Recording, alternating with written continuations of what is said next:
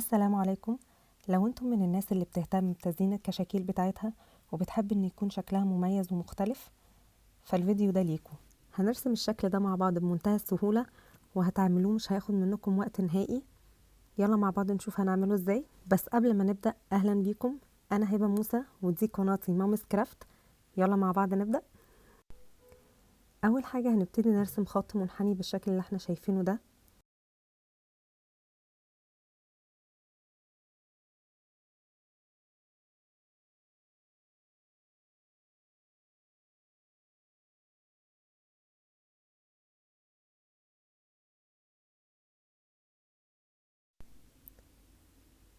دلوقتي هنرسم شكل زي فرع الشجرة بالشكل اللي احنا شايفينه قدامنا ده، وهنرسم تحته فرع شجرة تاني بس صغير شوية، وده عشان نرسم اول فراشة معانا. هنكرر نفس الخطوة اللي فاتت على الجنب التاني، وبكده نكون رسمنا اول فراشة معانا، وهنرسم كمان 3 فراشات في الاماكن اللي هنوضحها في الفيديو دلوقتي.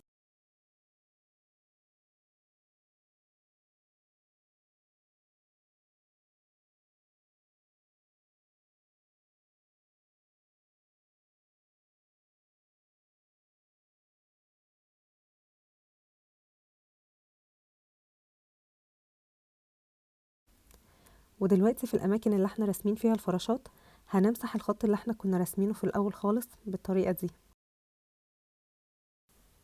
دلوقتي هنرسم في وسط كل فراشة نقطة وشرطتين صغيرين، ودول بيكونوا في جسم الفراشة.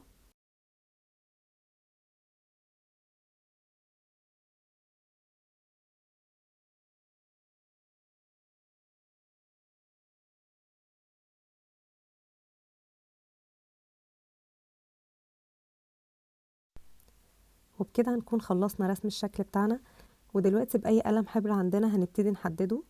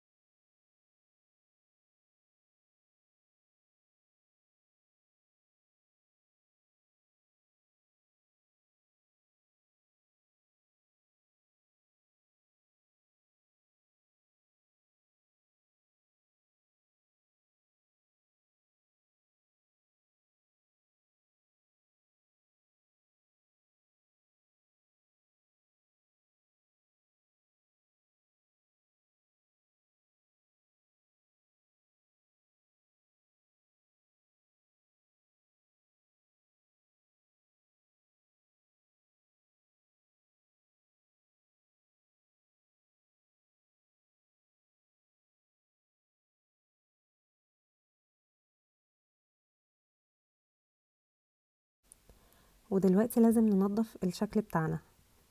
ولو الفيديو عجبكم ما تنسوش تعملوا سبسكرايب للقناة وتضغطوا على الجرس علشان يوصلكوا كل جديد.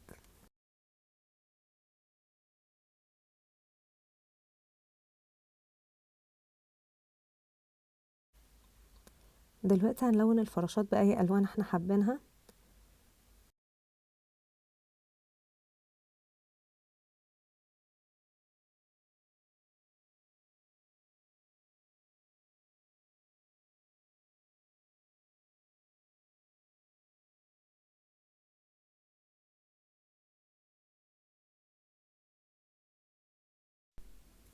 وحبيت اعمل شوية ظلال خفيفة بس في اطراف الفراشة عشان اي حد يقدر ينفذها.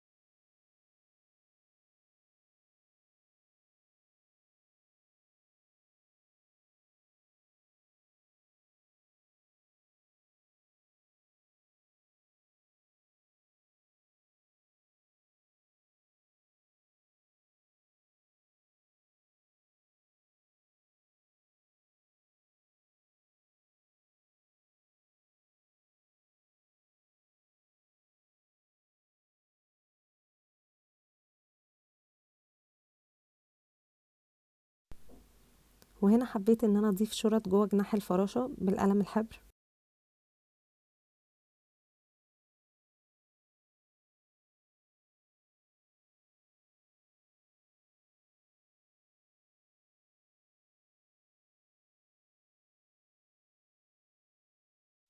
وبكده نكون خلصنا الشكل بتاعنا.